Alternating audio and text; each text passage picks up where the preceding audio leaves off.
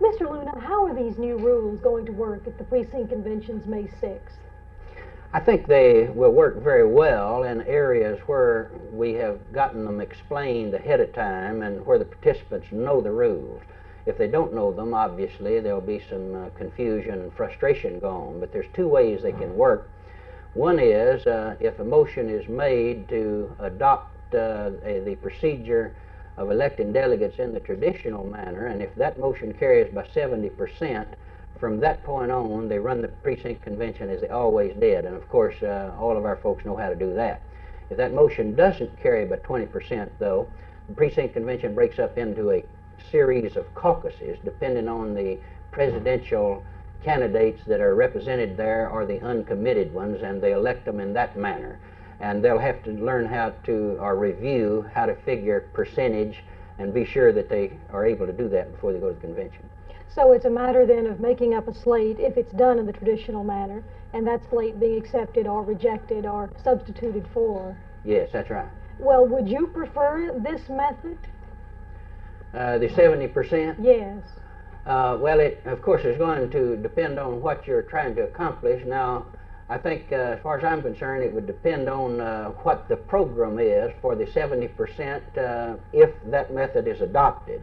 In this year's convention, I think that it's too early for us to settle down as a large group of Democrats in Texas on one presidential nominee.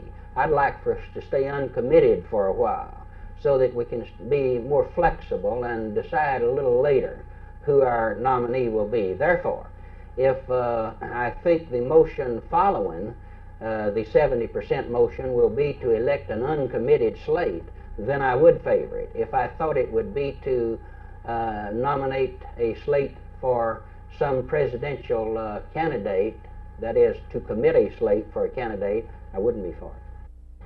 I think the new rules could be good, providing all elements of the Democratic Party try to be fair.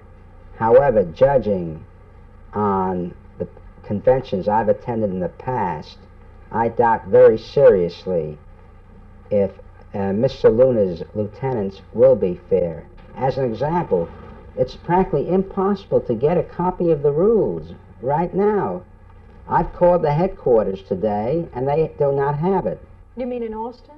I called it in Dallas. Earl Luna is supposed to be speaking on the rules tomorrow. I'm sure he has a copy. I haven't been able to obtain one. And how are you going to run a decent Democratic primary and have a fair convention when the rules are being kept secret, either by design or inefficiency on the part of Mr. Orr? Maybe he's too busy running for county commissioner. And being a county commissioner, I don't know. Well, I understand there's some conversation about a number of the precinct conventions using the 70% rule and then simply electing a slate by majority vote. Do you think this will happen in a number of the precincts? An uncommitted delegation will result? Well, I doubt it very seriously because there are several groups organizing. For instance, the Wallace people are organizing, the McGovern people are organizing, Humphrey is having organization in many precincts. It's possible in some precincts that could happen. Would you favor uncommitted delegations going to the senatorial convention? No, I do not. I think a Democrat should say who he's for and be committed. It's the only way. That's the whole purpose of the rules. Who are you going to say you're for at the May 6th convention? Since I am running for county chairman, I don't think I ought to commit myself, but I will say that any of the leading candidates would be acceptable to me. What do you think are the key issues in this race for county chairman of the Democratic Party?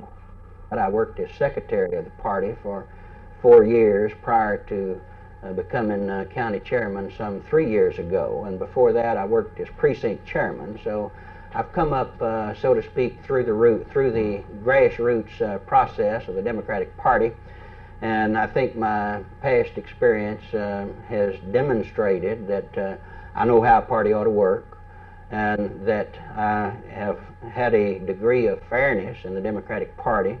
I've invited all of the Democrats to enjoy the facilities of the party office. I think that's the way it ought to be. If a county chairman can furnish the leadership for the party, can do the administrative work necessary to get the election done, and will demonstrate a degree of fairness to invite all of our people to come under the great Democratic umbrella, and then be willing to pick up the ball after spring training is over in the primary and our team has been selected, and help them in their races, them being the nominees, in their races against the Republicans in the fall, then that, in my estimation, is what a county chairman ought to do. The key issue is who could unite the Democratic Party. I represent management in my regular work. I'm a wage and hour consultant, and yet I have labor support. I have the support of all the traditional Democrats. The people who in November vote 90% Democratic support me. My opponent has the support of the people who come into the primaries in May and do not vote for the Democrats in November. Furthermore, the other key issue is this. The county chairman should be the unifying force in November. He should lead the party, unite the party to work for the presidential and senatorial candidates. Traditionally, the county chairman in Dallas County has either remained neutral, doing absolutely nothing, or been actively opposed to the Democratic nominee.